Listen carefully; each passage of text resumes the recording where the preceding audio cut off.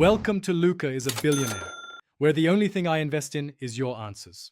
You start by confirming prerequisites. Ensure the device has battery above 20% or is plugged in, and back up any unsaved work. Once done, open Settings and navigate to System or Security. This is where Safe Mode controls usually live. Make sure to note the current configuration so you can return if needed. Now, locate startup or recovery options and prepare to change the boot behavior. You're taking the first actionable steps to cancel Safe Mode now. Next, you'll change the boot configuration to remove Safe Mode.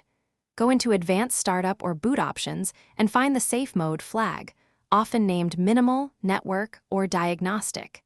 Uncheck or toggle off that setting, because leaving it enabled forces the limited environment on every reboot. Once you clear the flags, save or apply the configuration so the change commits. Make sure to review related startup tasks and schedule diagnostics before proceeding to restart. Finally, perform a normal restart. Do not choose recovery or troubleshooting reboots because those can re-enable Safe Mode.